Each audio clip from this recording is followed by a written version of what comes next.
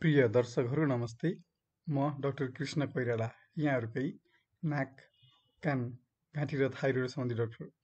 म पोखरा नयाँ बजारमा श्री कृष्ण इएनटी केयर सेन्टरमा काम गर्छु। आज मैले यहाँहरूलाई नाकको पर्दाको अपरेसन कति बेला गर्ने अथवा नाकको पर्दा बाङ्गो हुँदैमा अपरेसन गरिहाल्नुपर्छ र भन्ने बारेमा जानकारी लिएर आइरहेको छु। हाम्रो धेरै बिरामीहरू आउनुहुन्छ, डाक्टरलाई देखाउनुहुन्छ र हामीले सल्लाह दिन्छौँ अनि भन्नुहुन्छ डाक्टर साहब मेरो नाकको अपरेसन गर्नुपर्छ र भनेर। त्यस्तो होइन। हामीले नाक बाङ्गो भएको अवस्थालाई 3 भागमा विभाजन गर्छौँ। पहिलो भनेको सामान्य खालको नाक बाङ्गो हुने समस्या जो हामी सबैलाई हुन्छ। कुनै पनि मान्छेको नाक एक्ज्याक्टली सिधा हुँदैन, त्यो भनेको नर्मलै भयो, त्यसमा अपरेसन गर्नु परेन। अर्को भनेको रुगा लाग्दाखेरि नाक बन्द अलि बढी हुने, अरू बेला ठिकै हुने, त्यस्तो बेला पनि अपरेसन गरिहाल्नु पर्ने हुँदैन। त्यो बेला नाकमा थोपा राख्नुपर्ने हुन्छ, औषधि खानुपर्ने हुन्छ। त्यसलाई अङ्ग्रेजीमा अब्स्ट्रक्टेड डिएनएस भन्छौँ। त्यो भनेको चाहिँ नाक बाङ्गो छ, नाक पनि बन्द छ, तर धेरै दुःख दिएको छैन, कहिलेकाहीँ बन्द हुन्छ।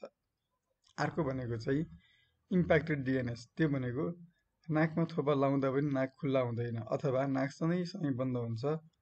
त्यस्तो बेलामा हामीले अपरेसन गर्नुपर्छ। तसर्थ यहाँहरूले चिकित्सकसँग सल्लाह लिनु पर्यो। कति बेला अब समस्या हुन्छ हेरेर नाक धेरै बन्द भयो भने अपरेसन गर्नु पर्यो। त्यस्तै लगातार बन्द भएर पनि अपरेसन गर्नुपर्ने हुन्छ। नाक धेरै बन्द भएमा नाकले गर्दाखेरि फोक्सोमा असर पर्छ, कहिलेकाहीँ दम हुनसक्छ, मुखबाट सास फेर्न पर्छ, सास गनाउँछ, रातिमा धेरै घुर्ने समस्या हुन्छ, गुहार गुहार गर्ने यस्तो गर्ने धेरै समस्या भए पनि, रातिमा धेरै घुरेर सास फेर्न गाह्रो भएमा, रातिमा निद्रा नपरेमा र दिउँसोमा धेरै निद्रा पर्ने अवस्था भएमा अपरेसन गर्नुपर्ने हुन्छ।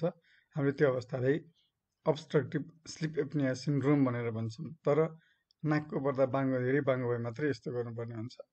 त्यस्तै बारम्बार नाकबाट रगत बग्ने, लगातार नाक दुखिरहने, अथवा नाकमा प्रेसर जस्तो फिल हुने, दबाब जस्तो फिल हुने र टाउको दुख्ने समस्या, त्यो भनेको चाहिँ नाकको पर्दा बाङ्गो भएर ल्याटरलमा छोयो भने त्यसले गर्दाखेरि एउटा नसाको समस्या हुन्छ। अङ्ग्रेजीमा स्लडर्स न्युराल्जिया अथवा एन्टिरियर इथमोइडल नर्भ सिन्ड्रोम भन्छौँ। त्यो गर्दाखेरि नाक दुख्दै दुख्दै गएर आँखा पनि दुख्ने, आँखाभित्र पनि दुख्ने, टाउको दुख्ने जस्तो समस्या हुन्छ एक साइडमा।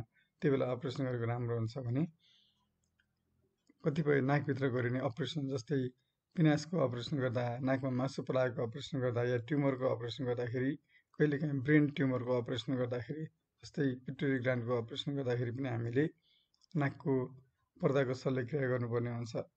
तसर्थ यहाँहरूले सामान्य अवस्थामा नाकको पर्दाको अपरेसन गर्न जरुरी छैन र चिकित्सकसँग राम्रोसँग सल्लाह लिएर मात्रै अपरेसन गर्नुहोला।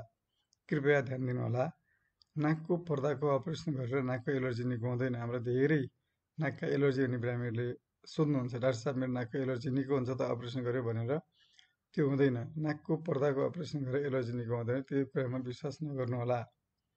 तपाईहरुलाई यस्तै समस्या छ भनेदेखि मेरो YouTube channel doctor Krishna Koirala subscribe गर्नुहोला। यहाँहरूलाई पनि नाक, कान, घाँटी र थाइरोइड सम्बन्धी विविध समस्या भएमा यहाँहरूले हामीलाई पोखरा नयाँ बजारमा श्री कृष्ण इएनटी केयर सेन्टरमा भेट्न सक्नुहुन्छ। हामी यहाँहरूको सेवामा सधैँ समर्पित छौँ। धन्यवाद।